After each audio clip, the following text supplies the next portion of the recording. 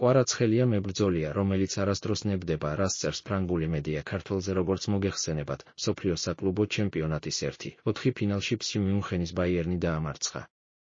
ხვიჩა კვარაცხელია მინდორზე 84 წუთი გაატარა და ერთ-ერთი საუკეთესო შეფასებაც დაიმსახურა.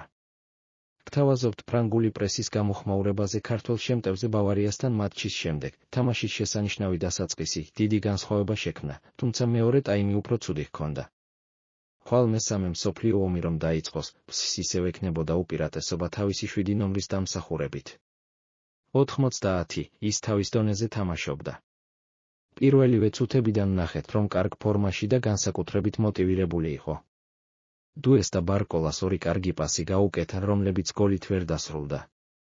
31 წუთზე ინდივიდუალური მოქმედებებით გოლისგან შორს არ იყო. როგორც ხშირად ხდება, ის შეტევაშიც იყო და დაცვაშიც, და კარგული ბურთის შემდეგ კი კონტრპრესინგს თამაშობდა. ქართველმა კიდევ ერთხელ შესანიშნავად ითამაშა მარცხენა ფლანგზე. 33 წუთზე ნოიერმა აჯობა. 46 წუთზე ბოეს წინააღმდეგ მოედნის ცენტრში შესანიშნავი ფინტით გამოირჩა, რასაც შეტევა მოჰყვა. გარდა ამისა, ბარკოლა მეკარესთან პირისპირ დატოვა, მაგრამ ამ უკანასკნელმა ნოიერთან დუელი წააგო. ფლანგიდან საფრთხეს ქმნიდა, ხოლო ბოლო წუთებში მის ნაცვლად თამაში ბერალდო ჩაერთო.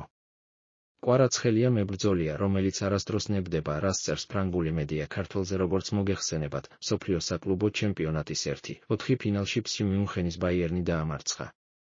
ხვიჩა კვარაცხელია მინდორზე 84 წუთი გაატარა და ერთ-ერთი საუკეთესო შეფასებაც დაიმსახურა.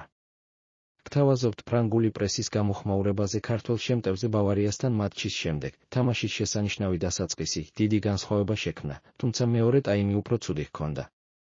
ხვალ მესამე მსოფლიო ომი რომ დაიწყოს, ფსს ისევ ექნებოდა უპირატესობა თავისი 7 ნომრის დამსახურებით. 90 ის თავის დონეზე თამაშობდა. პირველივე წუთებიდან ნახეთ, რომ კარგ ფორმაში და განსაკუთრებით მოტივირებული იყო. დუეს და ბარკოლას 2 კარგი პასი გაუკეთა, რომლებიც გოლით ვერ დასრულდა. 31 წუთზე ინდივიდუალური მოქმედებებით გოლისგან შორს არ იყო.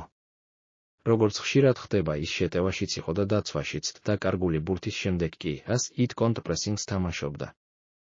ქართველმა კიდევ ერთხელ შესანიშნავად ითამაშა მარცხენა ფლანგზე. 33 წუთზე ნოიერმა აჯობა. 46 წუთზე ბოეს წინააღმდეგ მოედნის ცენტრში შესანიშნავი ფინტით გამოირჩა, რასაც შეტევა მოჰყვა. გარდა ამისა, ბარკოლა მეკარესთან პირისპირ დატოვა, მაგრამ ამ უკანასკნელმა ნოიერთან დუელი წააგო. ფლანგიდან საფრთხეს ქმნიდა, ხოლო ბოლო წუთებში მის ნაცვლად თამაში ბერალდო ჩაერთო. კვლავ აქტიურია, როგორც ყოველთვის. პირველ ტაიმში ბაიერნი აიკლო, დასანანი კი მხოლოდ ის არის, რომ გოლი ვერ გაიტანა და ბოლო მომენტში სიზუსტე აკლდა. ყოველთვის მზადაა კონტრშეტევისთვის, მებრძოლია, რომელიც არასდროს ნებდება.